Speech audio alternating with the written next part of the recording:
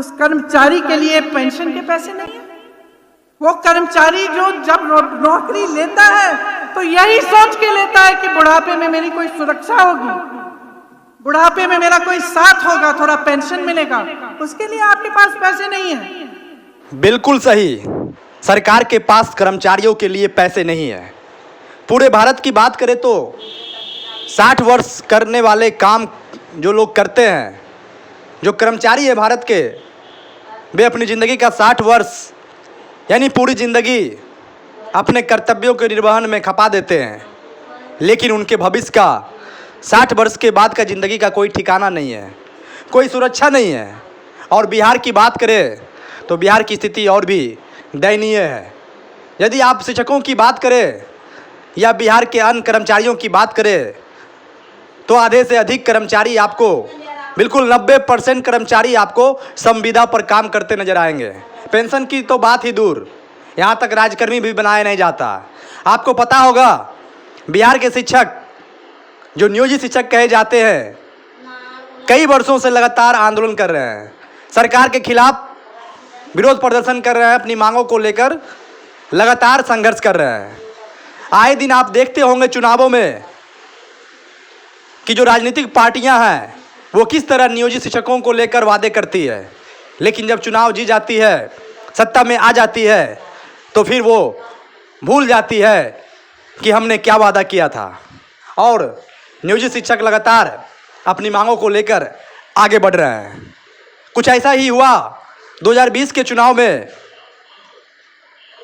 पार्टियां जो है महागठबंधन जो सत्ता में नहीं थी, उस समय एनडीए की सरकार थी, जेडीयू और बीजेपी मिलकर सरकार चला रही थी। तो उस समय कांग्रेस, आरजेडी, वामपंथ जितने भी पार्टियां थी वे सभी महागठबंधन बनाकर बिहार के लाखों लाख नियोजित शिक्षकों से वादा किया था कि जब हम सत्ता में आएंगे तो आपको ये देंगे, आपको वो देंगे, राजकर्मी बना देंगे, सारी मांगों को पूरा कर देंगे। लेकिन हुआ बिल्कुल उल्टा। और आज की स्थिति में बिहार के नियोजित शिक्षकों की हालत क्या है, और जब से बिहार के शिक्षा विभाग का कमान श्रीमान के पाठक साहब को मिला है, तब से बिहार के नियोजित शिक्षक संगठनों की स्थिति क्या है यह बताने की जरूरत नहीं है। बिहार के वो शिक्षक पल पल जान रहे हैं जिनकी चाहत थी कि वे इसी वर्ष 2023 में ही राजकर्मी घोषित हो जाएंगे। माननीय मुख्यमंत्री नीतीश कुमार जी भी ने गांधी मैदान से ऐसा कुछ कहा था कि बहुत जल्द राजकर्मी बनाने को लेकर निर्णय लेंगे। बिहार के नियोजित शिक्षकों की मांगों पर हम विचार कर रहे हैं। महीने बीत गए, हुआ कुछ नहीं। उल्टा आपको इंडिया INDIA जो नया गठबंधन बना है एनडीए के खिलाफ, उनकी भाषणबाजी, उनकी जो वादे होते हैं वो आपको सुनने को मिल रहे हैं। कभी प्रियंका गांधी जी, कभी राहुल गांधी जी, सारे लोग कह रहे हैं कि हमने इस स्टेट में ये दे दिया, हमने इस स्टेट में पुरानी पेंशन लागू कर दिया, राजस्थान में कर दिया, छत्तीसगढ़ में कर दिया, तमाम जगह की बातें की जाती है। लेकिन बिहार की सत्ता में कांग्रेस शामिल है।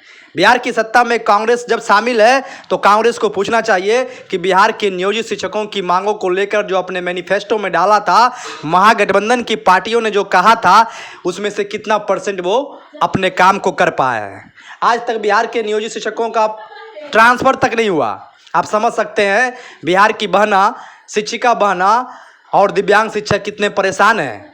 आप समझ सकते हैं ट्रांसफ़र नहीं होने से वे अपने पारिवारिक ज़िंदगी को किस रूप में जी रहे हैं। सरकार तो वादे बहुत करती है सत्ता में आने से पहले, लेकिन जैसे ही सत्ता में आती है, जिससे वादे करती है वो पार्टियां उसे ही सबसे पहले धोखा देती है, उसे ही सबसे पहले परेशान करती है। और इसका जीता जागता उदाहरण बिहार में है।